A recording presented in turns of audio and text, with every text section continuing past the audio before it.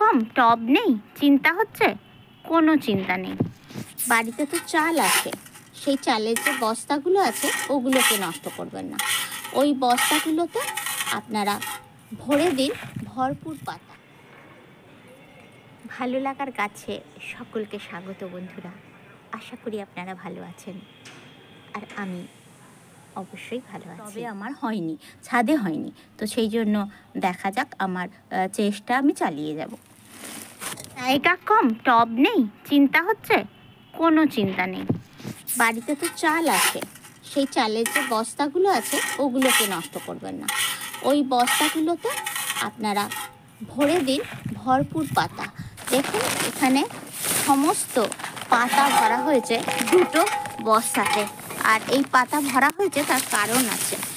বস্তাটা হালকাও হলো, আর আমার এর মধ্যে আমি দুটো গাছ লাগিয়ে দেবো। কি গাছ লাগাবো দেখতে থাকুন, ভিডিওটা স্কিপ করবেন না। এবারে এই মাটিগুলোকে একটু ভালো করে হওয়া উচিত, আর ছাদে বেশি লোড দেওয়াটা তো ঠিকও না। আর তাছাড়া শখ তো প্রত্যেকেরই থাকে না, যে আমি একটা গাছ বসাবো, এটা সব প্রত্যেকেরই থাকে। আর আমি এমন গাছ বসাবো যে গাছটা অনেক গাছ যখন আমি বসাবো মনে করি, তখন হচ্ছে আমি যদি সেই বড় টব ছাদে দিই, আর তাতে যা মাটি পাতাগুলো যদি দিয়ে দিই, আর তার মধ্যে এই হালকা করে অল্প একটু মাটি দিই, তাতে আমার গাছও হবে, আর পাতাগুলো পরে কম্পোস্ট হয়ে যাবে। তো আমি এই পাতাগুলো পাতা সার করবো বলেই রেখে দিয়েছিলাম, তো সেগুলো এখানে কাজে লাগিয়ে দিচ্ছি। এবারে আমি দিচ্ছি গোবর সার। গোবর সার আমি 2 মুঠো দিয়ে দিচ্ছি।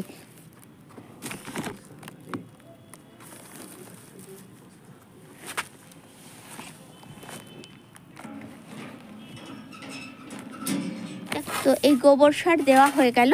এবারে আমি গাছটা পুঁতে দেবো। এবার কী গাছ পুঁতবো সেটা আপনাদের দেখাচ্ছি। দেখুন এখানে আমার অনেকগুলো চারা গাছ রয়েছে যেগুলো এখনও পোতা হয়নি। আর কী গাছ এগুলো নিশ্চয়ই বুঝতে পারছেন, এগুলো সমস্তই বেগুন গাছ, আর এই হচ্ছে ঘিয়ে লঙ্কার গাছ। এইগুলো এখনও পোতা হয়নি। আমি এখানে পুঁতবো দুটো পেঁপে গাছ।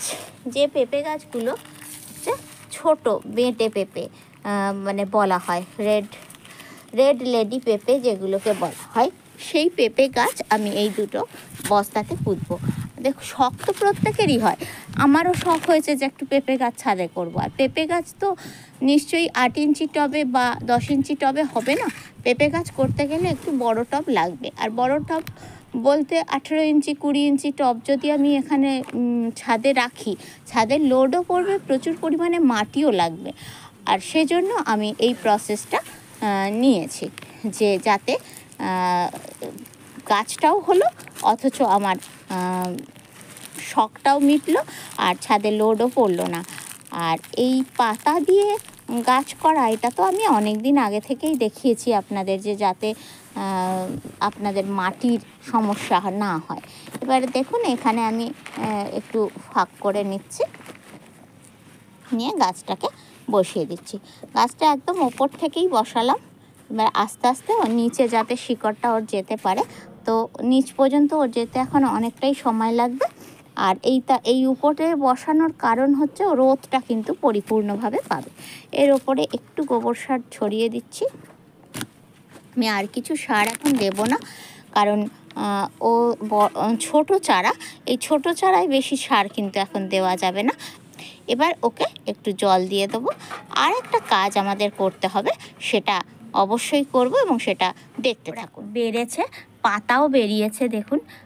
সেই ওদেরকে একটুখানি গোবর সার আমি 2 মুঠো দিয়ে দিচ্ছি, কারণ বস্তাটা পুরোটাই পাতা দিয়ে ভর্তি করা, সামান্য একটু মাটি দেওয়া আছে, আর সেজন্যই ওদেরকে একটু গোবর সার দিয়ে দিচ্ছি, নাহলে ওরা পুষ্টি পাবে না। তো